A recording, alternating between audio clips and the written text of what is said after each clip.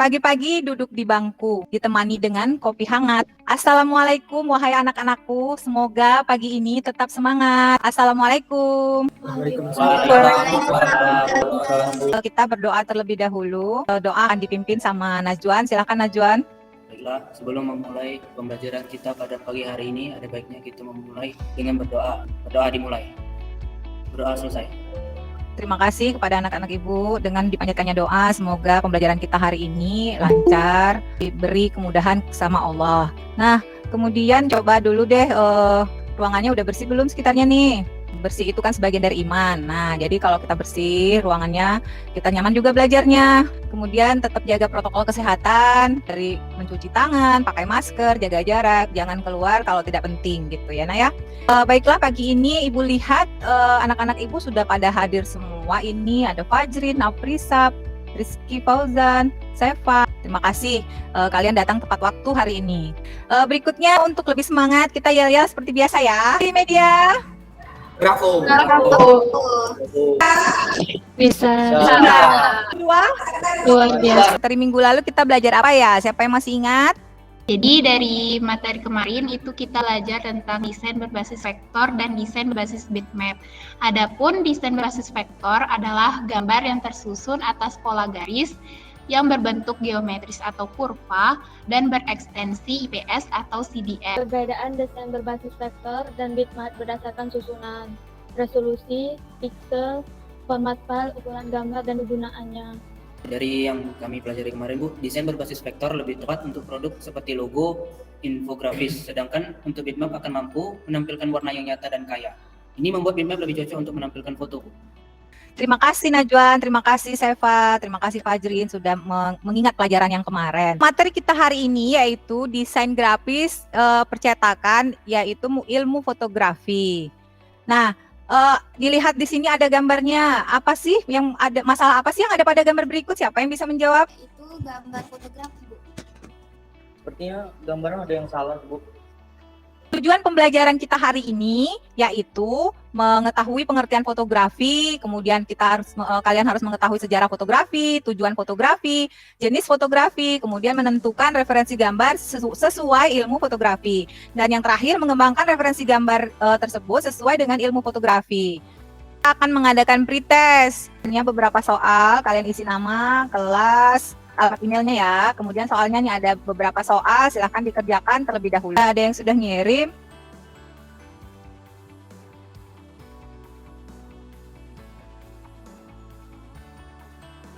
Pengertian ilmu fotografi.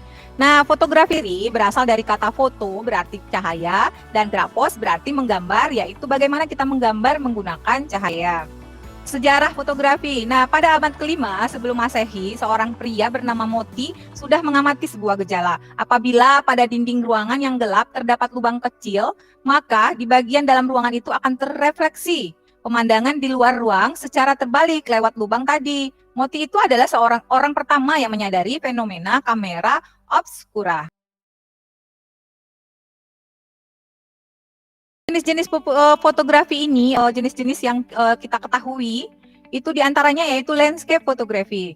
Foto yang proses pengambilannya dilakukan secara horizontal, di mana lebar foto lebih panjang dibanding tingginya.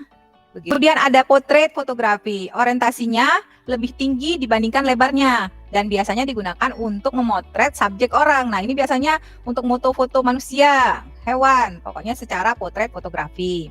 Kemudian berikutnya ada food fotografi. Salah satu cara yang digunakan untuk promosi pada bisnis kuliner adalah dengan mengekspos makanan melalui fotografi. Nah, ini banyak yang digandrungi sama yang sekarang ya, karena food fotografi itu termasuk foto yang menjanjikan, bernilai jual. Kemudian ada makro fotografi. Jenis fotografi dengan pengambilan gambar dari jarak dekat. Fotografi ini membutuhkan peralatan yang canggih dan mahal. Akan tetapi, fotografer amatir dapat berlatih dengan menggunakan mode makro pada kamera digital.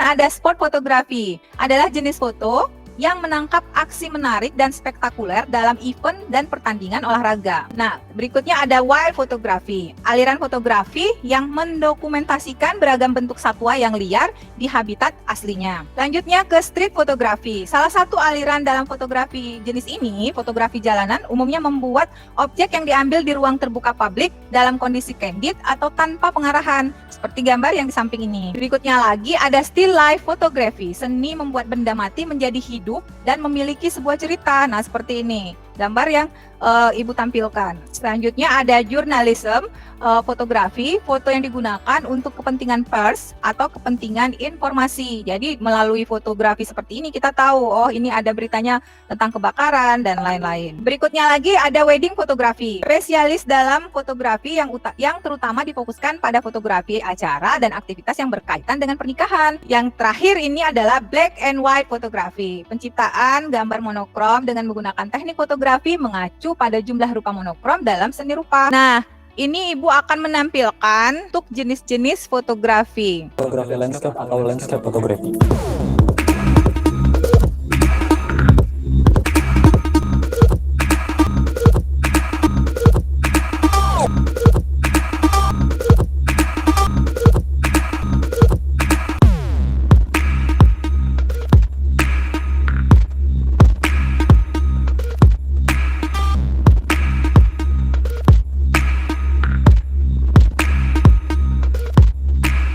Berikutnya itu kita bagi breakout kelompok, yang mana kelompok 1 itu Seva, ketua kelompoknya ya, kemudian kelompok 2-nya Della, kelompok 3 Umi. Nah, kita bagi kelompok, kemudian masuk ke breakout ini masing-masing kelompok. Silahkan kalian nanti sebelum Ibu menjelaskan LKPD-nya, nanti masuk ke kelompok breakout gimitnya masing-masing dan meninggalkan yang main ini. Nanti kalau udah selesai baru kita masuk lagi ke grup utama ini, gimit yang utama untuk presentasi LKPD yang akan kalian isi. Kalian isi namanya, kelas, tanggal, yang di sini ada tujuan pembelajarannya juga. Diskusikan adalah pengertian ilmu fotografi, kemudian sejarahnya, kemudian tujuan ilmu fotografi, jenis-jenis. Kemudian kalian diminta untuk mencari di internet hasil fotografi yang sesuai dengan jenis-jenis fotografi yang sudah dijelaskan tadi. Kemudian yang terakhir itu adalah bagaimana sih cara mengembangkan referensi gambar sesuai ilmu fotografi. Nah, itu kalian jelaskan, silahkan kalian diskusikan bersama anggota kelompok kalian masing-masing. PowerPoint-nya ya. Untuk pembagian tugasnya, itu untuk Della cari sejarah fotografi, untuk Bagas cari tujuan fotografi, atau Yusuf cari jenis-jenis fotografi, sedangkan saya nanti nyari yang sejarah fotografi bersama pengertian. Oke, baik, silakan mengerjakan ya. Ya Bu.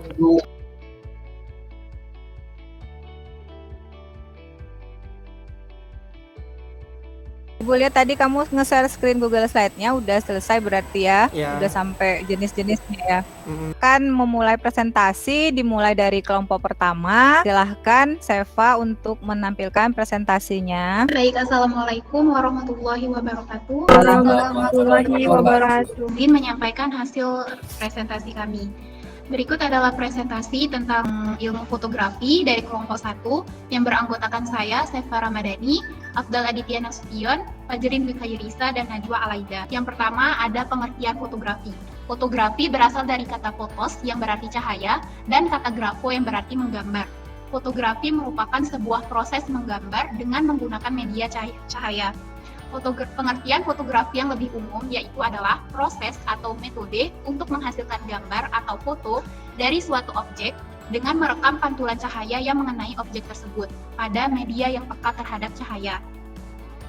Sejarah fotografi.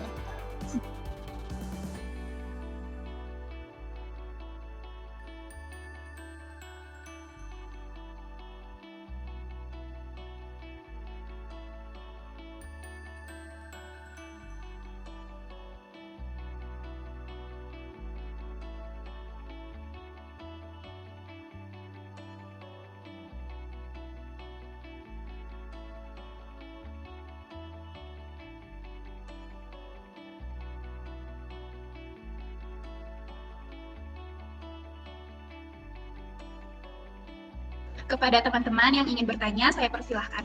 Ada pertanyaan untuk kelompok 1. Ya, silakan Bagas. Jenis fotografi apa sih yang paling populer pada saat sekarang ini? Saya Najwa Laida dari kelompok 1 akan menjawab pertanyaan dari Bagas kelompok 2, yaitu food fotografi, landscape fotografi, street fotografi, karena dapat bernilai jual tinggi. Assalamualaikum warahmatullahi wabarakatuh.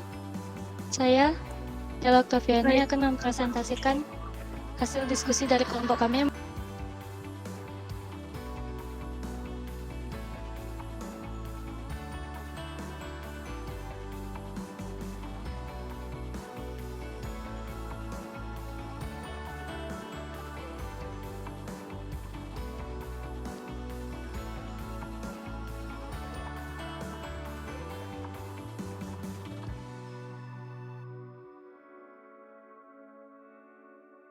Sekian presentasi dari kami. Jika ada yang bertanya, silakan. Saya Bu, saya ingin bertanya untuk kelompok 2. Bagaimana cara kita bisa membedakan antara landscape dan fotografi? Landscape fotografi dan potret fotografi dari segi pengambilannya. Risab dari kelompok 2 akan menjawab pertanyaan Najwa dari kelompok 3. Landscape fotografi adalah proses pengambilan gambar secara horizontal, di mana lebar foto lebih panjang dibandingkan tingginya. Sedangkan untuk potret fotografi adalah orientasinya lebih tinggi dibandingkan lebarnya, dan biasanya juga digunakan untuk memotret subjek orang. Mungkin ini jawaban dari kelompok 2 yang bisa saya berikan. Assalamualaikum warahmatullahi wabarakatuh.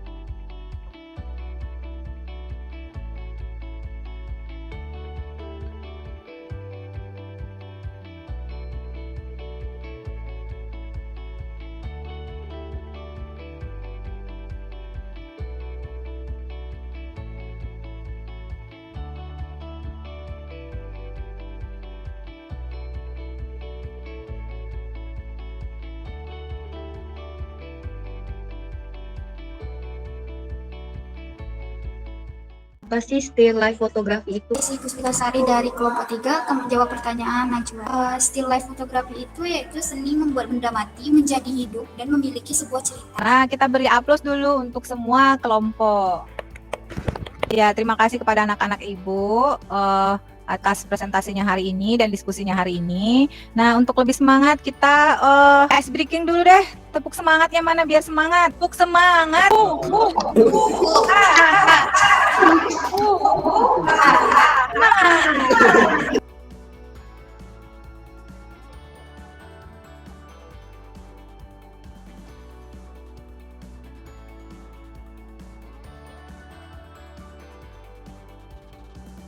Ya, terima kasih udah selesai kuisnya. Ibu lihat nilainya sudah bagus ya.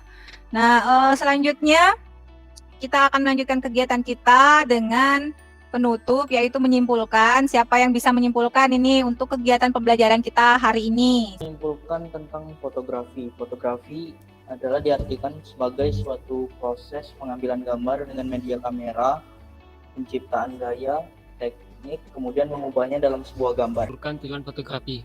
Tujuan fotografi diantaranya adalah sebagai informasi, hiburan, serta membuka lapangan kerja baru. Jenis fotografi itu antara lain ada landscape fotografi, potret fotografi, food fotografi, journalism fotografi, dan juga street fotografi. Wildlife fotografi, sport fotografi, wedding fotografi, black and white fotografi, dan makro fotografi. Dari awal tadi kita mulai dari berdoa, kemudian menyampaikan tujuan pembelajaran, kita udah pretest, kemudian Ibu udah juga menyampaikan PPT, PowerPoint yang berkaitan dengan materi kita hari ini, sampai kita udah presentasi, diskusi, kemudian terakhir ini kita sudah menyimpulkan, kalian sudah bisa menyimpulkan pembelajaran untuk hari ini. Nah, Ibu ucapkan terima kasih kepada kalian yang sudah mengikuti kegiatan pembelajaran kita hari ini dengan baik. Nah, untuk selanjutnya minggu depan kita itu akan belajar tentang jenis kamera dan alat bantu fotografi. Kemudian untuk terakhir, Ibu mau pantun lagi nih. Kecil-kecil si ikan teri.